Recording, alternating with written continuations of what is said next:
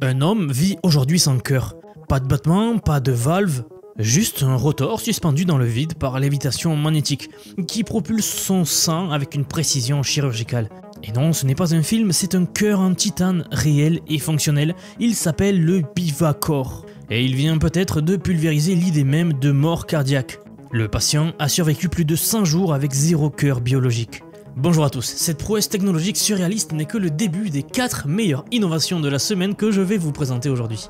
Dans cette vidéo, vous allez découvrir des innovations récentes hallucinantes. Nous verrons d'abord un drone militaire piloté par la voix, une arme autonome à l'intelligence presque humaine. Nous continuerons avec un robot humanoïde qui est maintenant capable d'accélérer la création de médicaments. Une percée, les robots s'attaquent maintenant à la pharmacie. Puis nous verrons l'histoire hallucinante d'un patient qui a survécu 100 jours sans cœur biologique grâce à un nouveau dispositif. Et enfin, nous terminerons par les prédictions vertigineuses de Ray Kurzweil. L'intelligence artificielle surpassera l'homme d'ici 2029 et la mort pourrait devenir une simple option. Aujourd'hui, vous allez être surpris. Si la vidéo vous plaît au cours de son visionnage, n'hésitez pas à vous abonner pour soutenir la chaîne. Et je vous rappelle également que j'ai créé une newsletter, donc il vous suffit de vous y inscrire et je vous envoie des mails avec les résumés des meilleures actus technologiques de la semaine si vous n'avez pas trop le temps et que vous ne voulez rien louper. Vous ne louperez plus aucun progrès technologique. Allez, on y va pour les news d'aujourd'hui. Et pour cette première partie, nous allons voir une possible rupture dans notre approche du contrôle de nos machines. Jusqu'ici, piloter un drone militaire demandait un opérateur ultra entraîné, rivé à des écrans, les doigts crispés sur une manette. Mais ça, c'était avant Anura, une nouvelle technologie développée par la start-up américaine Primordial Labs.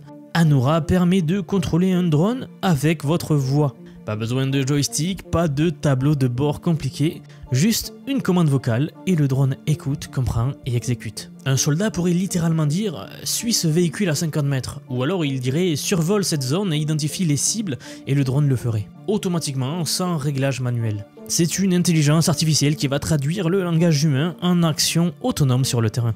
Anura reconnaît l'intention derrière les mots, il va activer ses capteurs au bon moment, analyser les données et il va prendre donc des décisions en temps réel. Une seule personne peut désormais contrôler plusieurs drones à la fois, comme un général numérique qui donne des ordres pendant que l'IA elle va orchestrer l'exécution. Le soldat devient stratège et ses mains restent libres. Un autre impact majeur, c'est le temps de formation des opérateurs qui fond comme neige au soleil.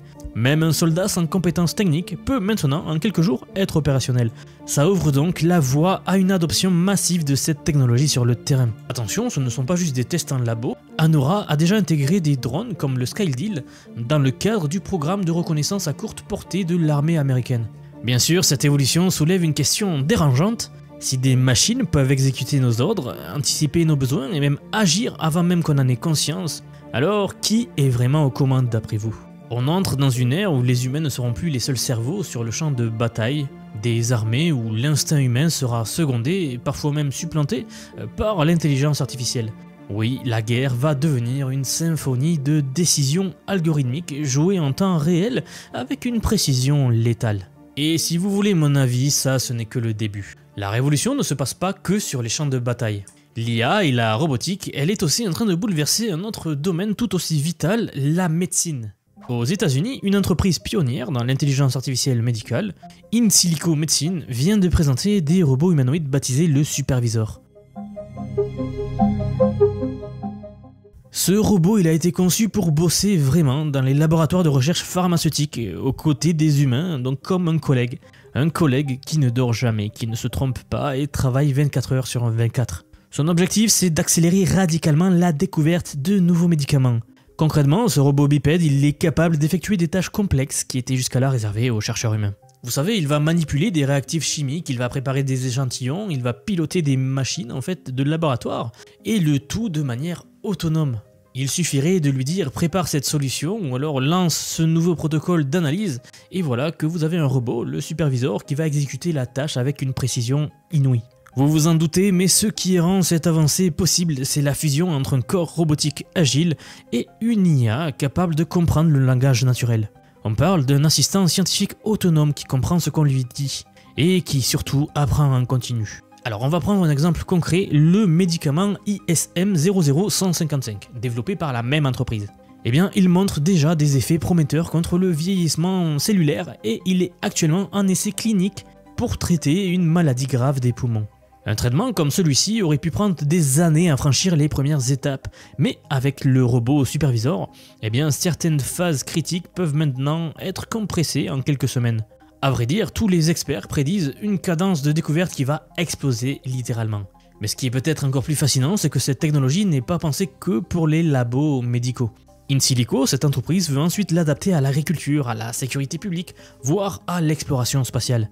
La grande question maintenant, c'est combien de temps avant que ce robot ne devienne la norme dans tous les secteurs. Parce que si vous suivez les progrès dans ce domaine, vous savez qu'à ce rythme, eh bien ce n'est pas une révolution en marche, c'est la course. D'ailleurs, on vient de parler du mix entre les robots et l'IA. Alors avant de passer à la suite, il faut que je vous dise un truc important. Vous l'avez vu dans les deux premières parties de cette vidéo, eh bien les drones que l'on peut contrôler avec la voix, ou ce robot qui contrôle les médicaments en toute autonomie, eh bien on vit un changement de civilisation. Le problème, c'est que la majorité des gens n'ont aucune idée de ce qu'il est possible de faire aujourd'hui avec l'intelligence artificielle. Et c'est précisément ce que j'essaye de changer. C'est pour ça que j'ai créé une formation complète sur l'IA, je vous apprends l'IA. Elle est accessible à tous, elle est conçue pour vous apprendre comment utiliser concrètement tous ces outils dans votre travail, dans votre business ou même dans votre quotidien tout simplement. Des milliers de personnes l'ont déjà suivi et les retours sont assez dingues, donc merci pour le soutien, c'est pour ça que je continue. J'ai voulu rendre cette formation vraiment abordable pour le plus grand nombre. Donc voilà, si vous aussi vous voulez maîtriser l'IA au lieu de la subir, eh bien le lien il est en commentaire épinglé sous cette vidéo, ne ratez pas cette opportunité. Et maintenant passons à la partie principale de la vidéo. Vous le savez, mais le cœur c'est le moteur de la vie. Il commence avant même notre naissance et il ne s'arrête qu'une seule fois normalement. Mais et si ce jour-là, on pouvait simplement le remplacer? Pas par un autre cœur humain bien sûr, mais par une machine. Une machine plus fiable, plus résistante et peut-être un jour éternelle? C'est exactement ce qu'il vient de se passer. Pour la première fois, un homme a survécu hors de l'hôpital pendant plus de 100 jours avec un cœur entièrement artificiel en titane. Et ce cœur, il s'appelle le Bivacor. Ce n'est plus de la science-fiction, c'est le futur qui est déjà en marche. Ce cas et cette étude a été publiée dans la prestigieuse revue Nature, donc c'est du sérieux. L'histoire se passe en Australie, un patient d'une quarantaine d'années est au bout de la route. Oui, son cœur biologique est en train de lâcher. Et sa seule chance, c'était un prototype de cœur artificiel jamais testé hors du cadre hospitalier. L'opération dure 6 heures, pas de plan B. Si ça échoue, c'est fini, mais si ça n'échoue pas, eh bien l'histoire dira. C'est alors que le Bivacor est activé. Et contre toutes les attentes, eh bien, il fonctionne. Ce cœur, il n'a rien à voir avec les dispositifs mécaniques bruyants et limités que l'on connaissait jusqu'ici. En fait, il est suspendu par lévitation magnétique, ce qui évite tout contact mécanique, donc aucune usure. Pas de valve, pas de battement, juste un flux sanguin constant, contrôlé par le rotor flottant au centre du dispositif. Résultat, il ne s'use pas, il ne se dégrade pas et ne provoque pas du tout de rejet immunitaire. Construit en titane, il est ultra résistant, il est biocompatible et même léger, seulement 650 grammes. En fait, il est déjà suffisamment compact pour être implanté chez des enfants dès 12 ans. Et pour fonctionner, il est alimenté par une batterie externe, reliée donc par un câble très fin à travers la peau. Mais les ingénieurs travaillent déjà sur un système de rechargement par induction sans fil comme sur nos portables, nos smartphones, voyez-vous. Et voilà que tout peut changer, plus besoin de donneurs, moins de risques, moins de médicaments, moins d'échecs et surtout un cœur disponible à la demande. Alors le patient a finalement reçu un cœur biologique une fois stabilisé, mais ce qu'il a prouvé c'est que vivre sans cœur humain est désormais possible. Et si on peut remplacer le cœur, alors à votre avis, quel est le prochain organe? Les poumons, le foie, le rein? Et pourquoi pas tout le corps, pièce par pièce? On pourrait presque croire que l'on commence à vivre un film de science-fiction petit à petit. Le futur commence à devenir assez bizarre. Et d'ailleurs, les chercheurs ne s'arrêtent pas là. Ils parlent déjà d'une génération d'organes artificiels capables de ne jamais vieillir, de s'auto-réparer, voire d'intégrer des nanosystèmes intelligents qui seraient capables de surveiller et d'optimiser notre santé en temps réel. Un signal assez clair. L'ère où la biologie avait le monopole de la vie est peut-être en train de prendre fin aujourd'hui. Et si demain, vivre 100, 150, voire 200 ans devenait une simple question d'ingénierie? Oui, cela serait théoriquement possible, alors la seule vraie limite ce ne serait plus notre corps, je pense que ça serait notre esprit. Mais ça c'est une autre question, en tout cas c'est à méditer. Passons à la dernière partie de la vidéo. Et justement, pour suivre le sujet précédent, une question me vient à l'esprit. Et si la fin devenait en fait une option? Et pas demain, pas dans un millénaire, mais d'ici 20 ans juste. C'est ce qu'annonce le fameux Ray Kurzweil, donc un des plus grands visionnaires de la tech. Un homme qu'on ne peut pas balayer d'un revers de la main. Ses prédictions passées se sont révélées précises à un niveau presque effrayant. Il avait prévu dès les années 90 qu'un ordinateur battrait un humain aux échecs, et cela s'est concrétisé avec Deep Blue en 1997. Il avait prédit que nos communications passeraient par internet, que des assistants vocaux comprendraient nos ordres et traduiraient nos paroles, et même que des smartphones miniatures donneraient accès à toutes les infos du monde dans notre poche. Tout ça, il l'a dit avant même que ça n'existe. Et maintenant, il affirme que dès 2029, l'intelligence artificielle dépassera l'intelligence humaine. Et que vers 2045, l'humain fusionnera avec la machine, entrant dans une nouvelle ère où la mort biologique ne serait plus une fatalité. Ça paraît extrême, mais regardez autour de vous. Tout s'accélère. Nous avons des IA qui diagnostiquent mieux que des médecins, des cœurs artificiels plus fiables que les vrais, des robots qui vont gérer des labos tout seuls. Pour lui, il y a 3 étapes, qu'il appelle les 3 ponts vers l'immortalité. Premièrement, maximiser la longévité avec ce que l'on a déjà, donc l'alimentation, les médicaments et les thérapies. Ensuite, deuxièmement, la biotechnologie avancée. Réparer nos organes, reprogrammer nos cellules, inverser le vieillissement. Et enfin, troisièmement, la fusion corps-esprit avec l'IA et la nanotechnologie. Notre cerveau connecté au cloud, capable de s'auto-réparer et d'évoluer en continu. Vous ne lirez plus un livre, vous téléchargerez le savoir. Vous ne vieillirez plus, votre corps s'auto-optimisera en continu, et Ray n'est pas le seul à penser cela.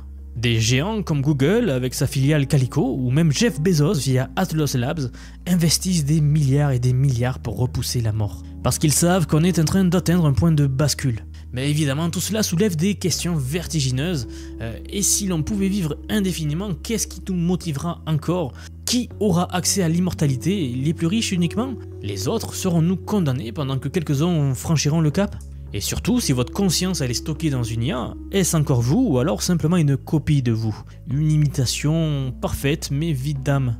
Ray Kurzweil, lui, ne voit pas cette transformation comme une menace. Pour lui, c'est l'évolution logique. Comme ceux qui autrefois disaient « moi, jamais je n'aurai de téléphone portable » et qui aujourd'hui ne peuvent plus vivre sans.